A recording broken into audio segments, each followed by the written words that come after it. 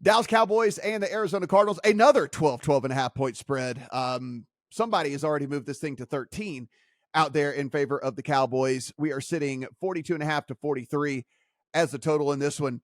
Adam, listen, I don't know if we've learned a ton about the Cowboys. I mean, it's a pretty soft opening schedule for them so far.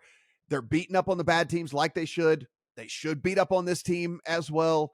We should see Micah Parsons doing all kinds of Micah Parsons things. We should see Dak have some success through the air.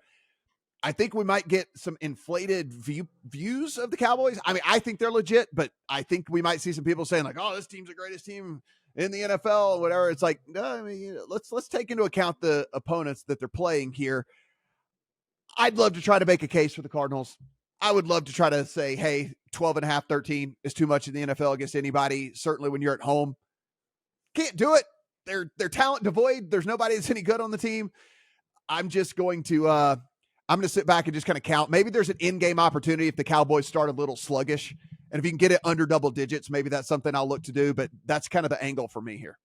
Remember that meme that was going around about 5 or so years ago where the guy was like, I've been working on this for 6 months, and he just tweeted it out. He just tweeted it out. I have been thinking about my Cowboys take for the last 24 hours, and Matt Brown just threw it out there right in front of me, which is that we don't know anything about Dallas. We don't know a damn thing about this team. They played a weather game against a team that I believe might be starting 5 cardboard cutouts at offensive line, and then they went against Zach Wilson and the New York Jets. So we know nothing about them, and this is not going to be the week we find out any more about them either.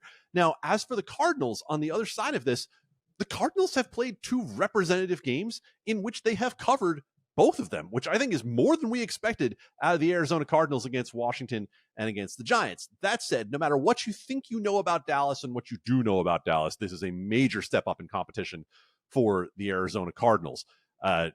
This game being out to 13 on the road, if you say you'd use a basic 1.5 point adjustment for home field, I mean, think about the fact that you're basically saying that Dallas is 2 full touchdowns and more better than Arizona. I don't think that Arizona has the means to chase. And so, maybe I would be more apt to watch the opening drive, see if Arizona goes down and gets a touchdown somehow. They get a play to break or get a defensive touchdown or something. And maybe then I want to come in on Dallas at less than 10 if I can find it there.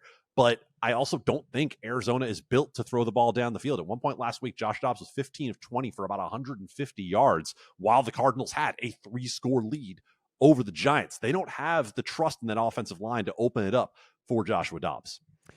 Steven, I'm using our handy dandy little prop tool over at the lines, and I see that Zach Ertz receiving yards is sitting at 30.5. For whatever reason, Josh Dobbs loves some Zach Ertz. Like, he is getting literally 33% target share in this offense. Like, he loves throwing to Zach Ertz. If we think this gets out of hand, if we think this is going to be the Cardinals chasing the whole time, if we think it's going to be him having to throw the ball 40 times in the game, maybe it's a look on Ertz to get over the 30 yards. Maybe that's a way you can play it. I at least wanted to bring that up, that if people aren't paying attention, there is at least one dude that is getting all the targets in Arizona. And for whatever reason, it's the corpse of Zach Ertz.